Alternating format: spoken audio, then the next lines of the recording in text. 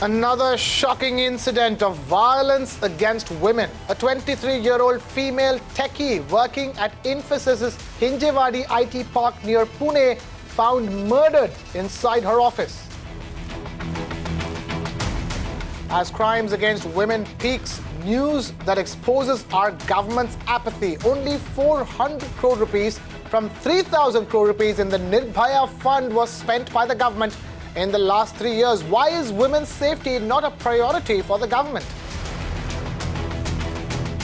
First RTI court in the country set up in Bengaluru. The institution has 7 courts under one roof and is expected to speed up RTI processes in the state of Karnataka.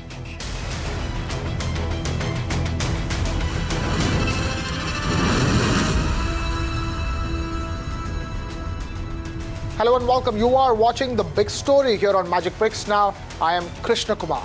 Infrastructure typically gets the lion's share of budgetary allocation. But the problem is not money, but implementation. Ahead of the Union Budget 2017, the message from the urban Indian is simple. Don't just announce mega projects, make them. My colleague Richa Sharma gets us this special report to kick things off. Take a look.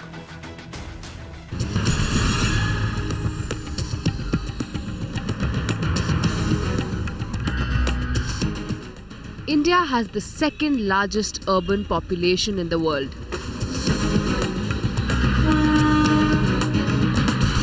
And the numbers of people moving to cities are projected to increase, adding to the stress on already overburdened infrastructure in our cities.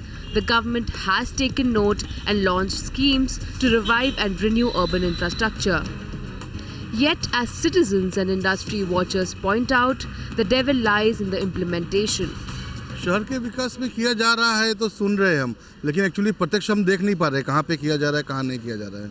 Problems तो हर जगह है। Road सड़कें कहीं की बराबर नहीं है, कहीं की दिक्कत नहीं है, फुटपाथ बराबर नहीं है, सब जगह ट्रैफिक लगा हुआ रहता है, गाड़ी खड़ी करने के लिए पार्किंग की जगह नहीं है, सब जगह प्रॉब्लम्स है। प्रॉब्लम्स तो कुछ सॉल्व हुए ऐसा दिख नहीं रहा है 2.5 सालों में। As far as infrastructure goes, more flyovers, more freeways, repeat, freeways like the Eastern Expressway, not the toll road, the Bandra-Worli ceiling, which is a toll road. With the government expected to increase spending to pump up the economy, industry watchers are expecting big bang announcements in urban infrastructure in Budget 2017. Up to a 30% increase in budgetary allocation to the Roads and Highways Ministry and 20% more allocation to the Urban Development Ministry.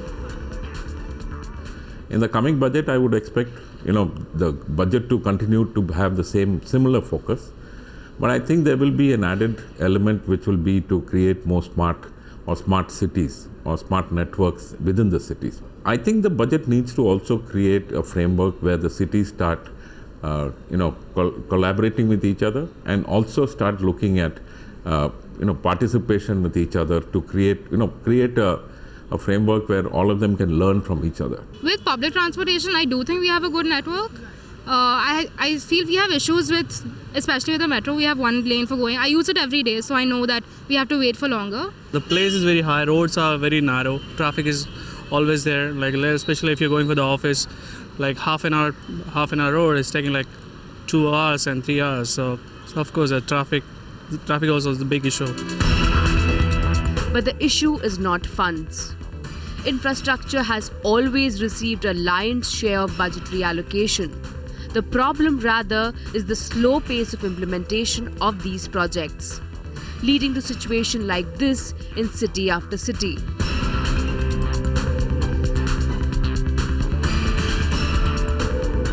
Metro networks, monorails and express highways that should enable you to zip from point A to point B often get stuck and delayed in red tape. Case in point, the Dwarka Expressway that has been on paper from the last 8 years. Or the Mumbai Metro, for which only phase 1 is operational. And experts are hoping this budget will have answers to speed up execution. There have been announcements, definitely. But that speed I did not see on translation.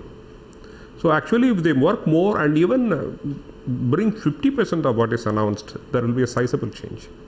Classic example I can tell you is railways. There's so much of scope. But there are a number of things they need to sort out. Their contract documents, their method of implementation. Most government organizations need to do substantial groundwork in organizing themselves for a fast-track implementation.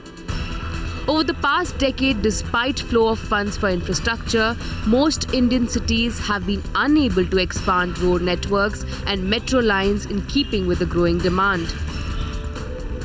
In big towns, 3,000 to 4,000 cars are registered every week, making it difficult for the authorities to accommodate.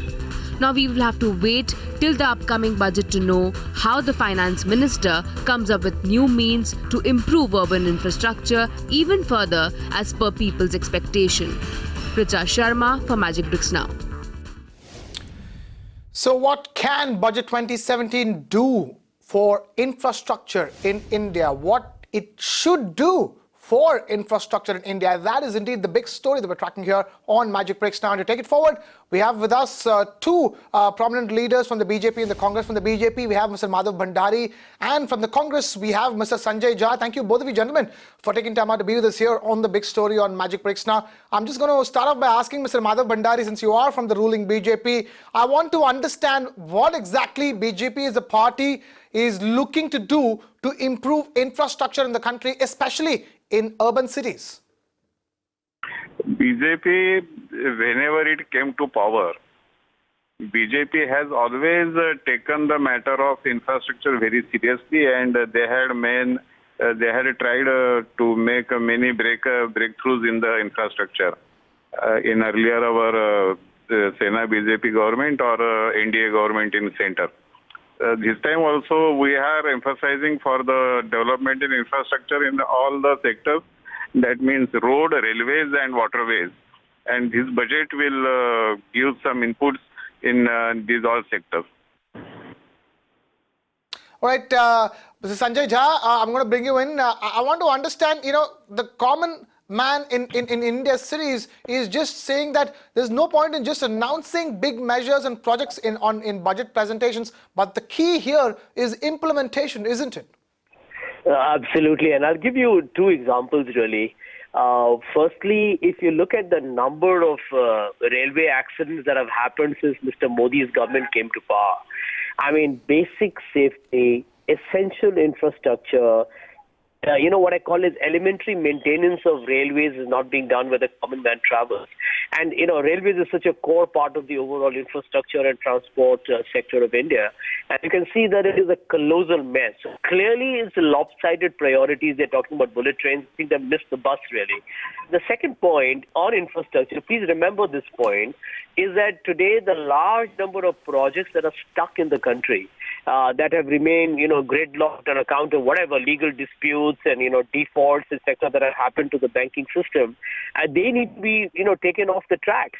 Now, the problem here is that if you look at Mr. Modi's government, they have been so tall in rhetoric and low on delivery that today the banking system is not willing to lend money to any significantly sized, infrastructure project.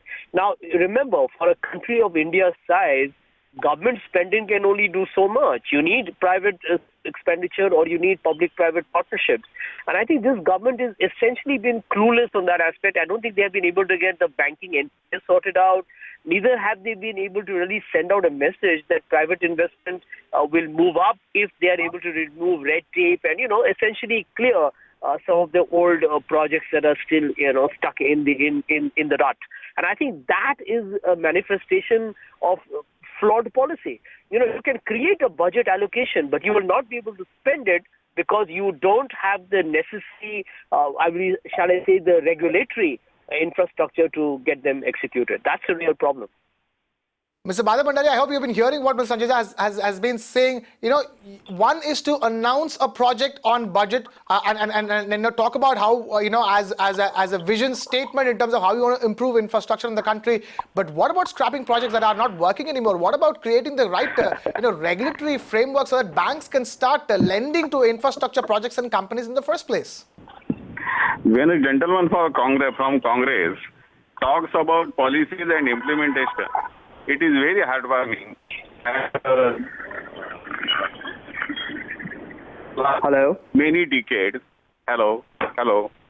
Please yeah, go I ahead. can hear you. Yeah. Hello. Hello. Mr. Bhandari, we can Hello. hear you. Please go ahead. Yes. The party who was in power for many decades, and they had messed up the infrastructure. They had spent crores and crores of rupees for infrastructure, and the infrastructure is nowhere in the eyesight.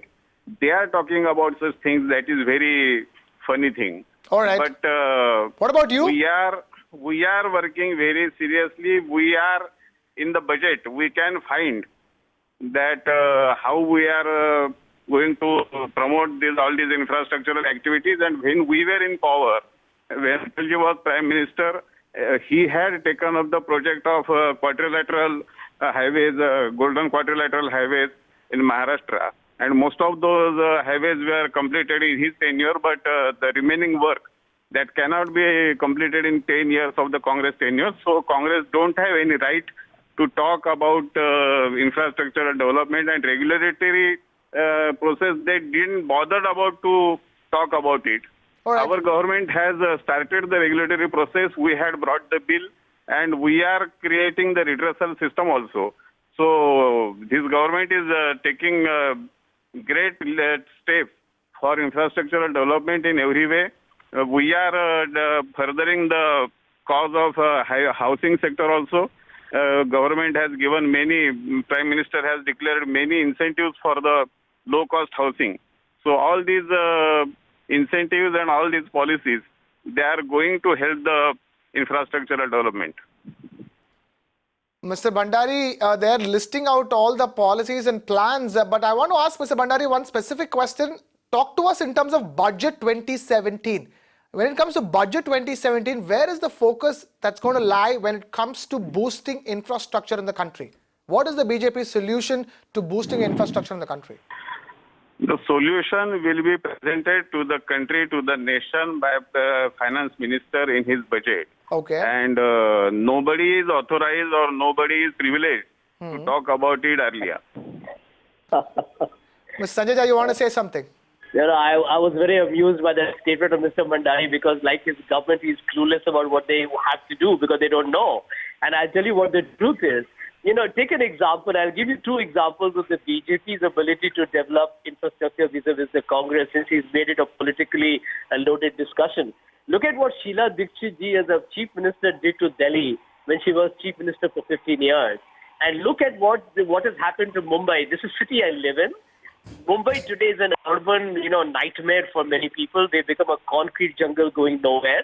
And guess who's been running the BMC and is responsible for multiple infrastructure, especially with roads and other improvements in Mumbai? It is the BJP and the Shiv Sena. So I think the truth of the matter is infrastructure is a lot more complex issue. I don't think we should. Mr. Bhandari, let me finish. I don't think Mr. Bhandari needs to panic when he's criticized. I mean, criticism is a healthy form of democracy, Mr. Bhandari.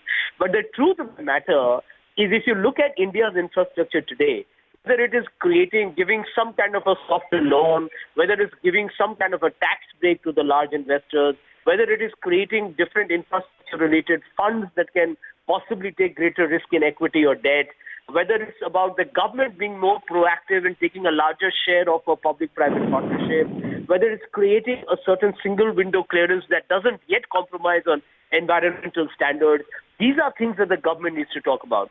Sadly, Mr. Modi's government is very tall on talk as usual and extremely poor when it comes to execution. And this is a criticism, Mr. Bhandari. It's not just coming from me. It's coming from economists. It's coming from policymakers. It's coming from foreign investors, whether you like it or not. Mr. Bhandari, I think, if not anything, I think as one point, the BJP Shiv Sena combined has been at the power at the BMC here in Mumbai. Let me answer because he has talked a lot. Okay, you talk, sir. Time for you to talk. Yeah. Mr. Jha has made allegations which has been leveled by critics of Mr. Modi, and they are criticizing him for last 20 years. So it is not true. That's not new.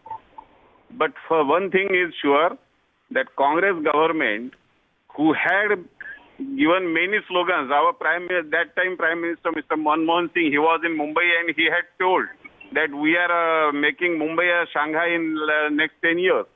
I don't know where is the Shanghai. but that slogan was there. And when Right. he is talking about Mr. Bhandari. Mr. Jha, now you try to listen, try to accept the criticism. What you had preached, now please try to practice it. All right, Mr. Bhandari, please hold on the phone line. I'm When listening as Mr. well. Bhai We have talking Neelam about Gore of the BMC, Shiv Sena joining us on the phone line.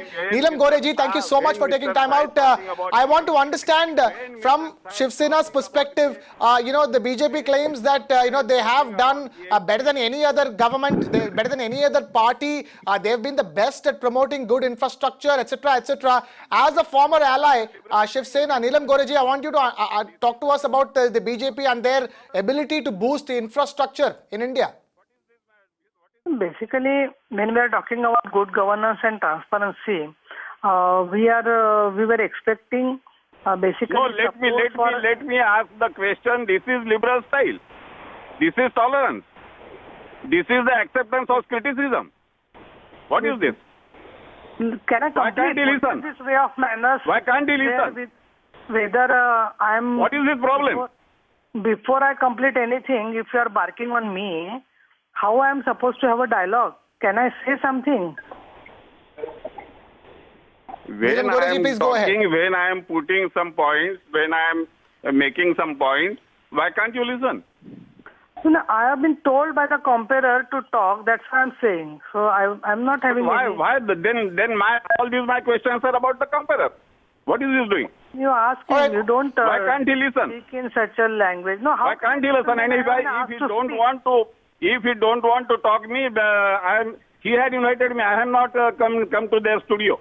All right, 1 second. Neelam Gore ji, Madhav Bhandari ji, 1 minute. Neelam Gore ji, 1 minute ठहर जाइए. Mr. Madhav Bhandari, please complete your point. I need to let Mr. Neelam Gore speak once you complete your point. Mr. Bhandari, your time starts now. Please talk.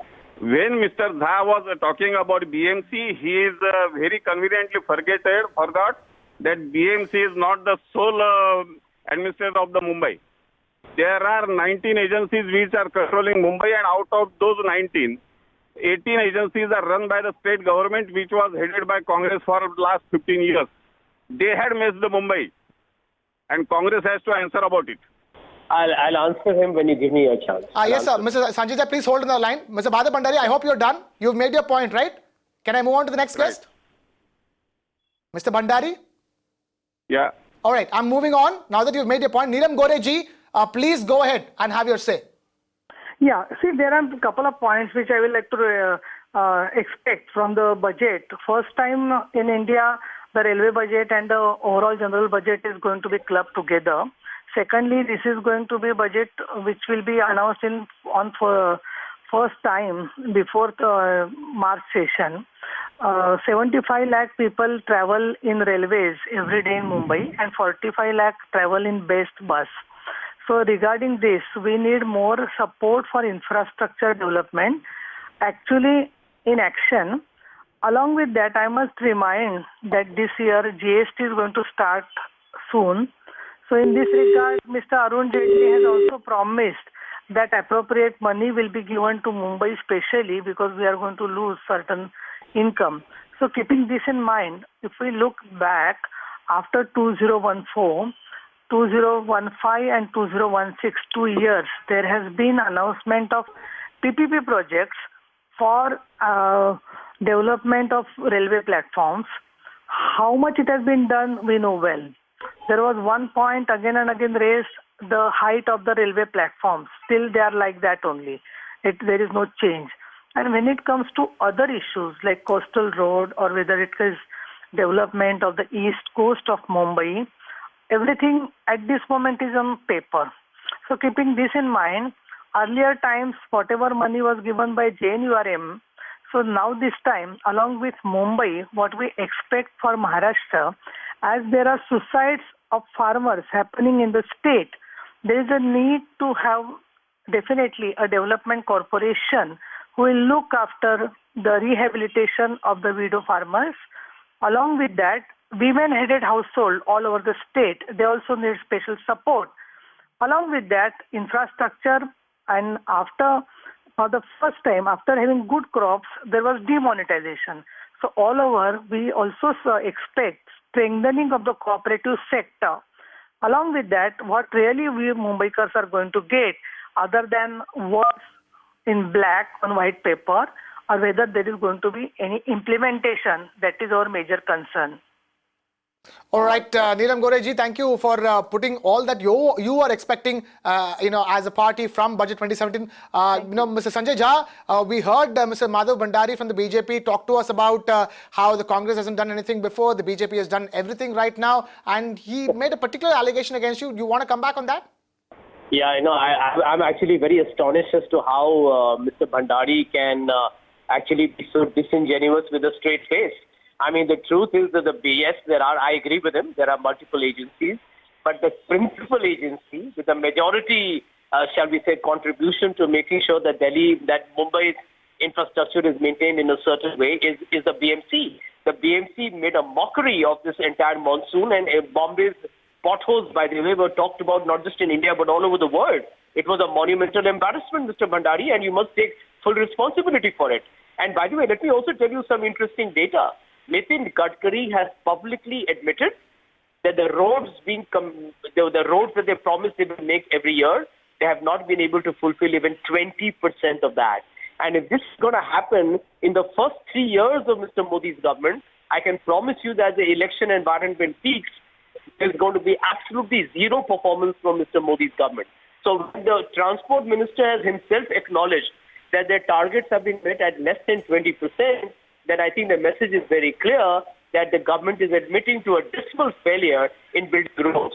And I can also tell Mr. Bhandari that whether it's the T3 or T2 airports, whether it's the monorails or the metros, whether it's the express highways, they have not been built in the last 2.5 years. The majority have been built under 10 years of Dr. Manmohan Singh. Unfortunately, unlike you, we did not publicize ourselves, but even in rural electrification, the success of the Congress-led UPA was phenomenal. So I think he needs to get his facts right before he makes what I call his very juvenile political arguments.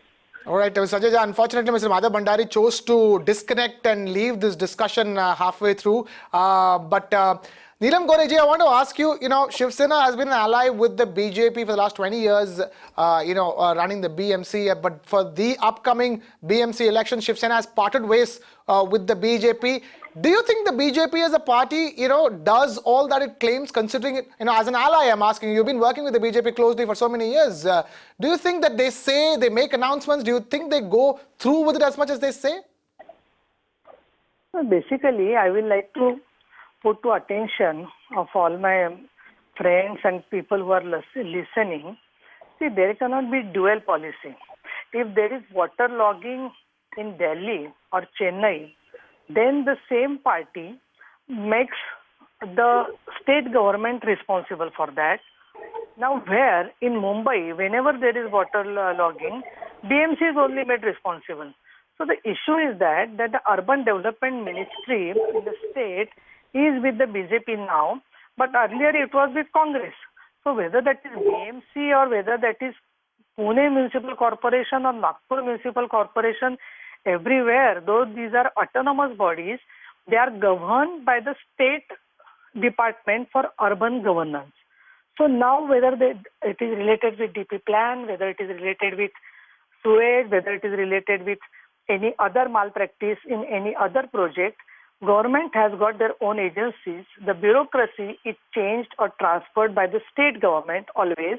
So in this regard, I will never say that BMC is not responsible. Definitely BMC or any municipal corporation has to take the responsibility. But however, there cannot be different parameter when it comes to Delhi or other cities or Nagpur. And when it is whatever happens in Mumbai, only BMC is made responsible.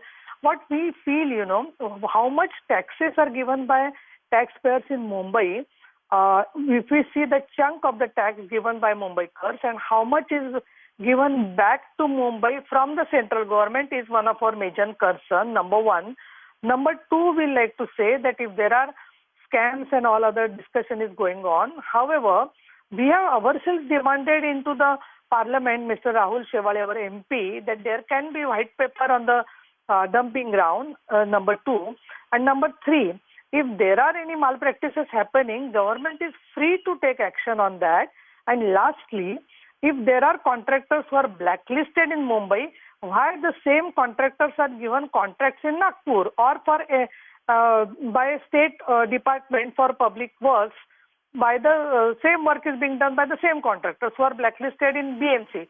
So keeping all this in mind, it definitely says that after BJP got majority in the center in 2014, they started looking at microscopically and they don't see to their own minutes what has been done in the standing committee and the corporation. All right, Neelam Gore of the Shiv Sena and of course Sanjay Jha of the Congress. Thank you to both of you for first of all taking time out to be with us here in the big story. But it's all up to Finance Minister Arun Jaitley's speech about 48 hours from now to figure out what can Union Budget 2017 do to boost infrastructure in India. And with that, it's a wrap here on this edition of the big story on Magicbricks Now. Thank you so much for watching. This is Krishna Kumar signing off.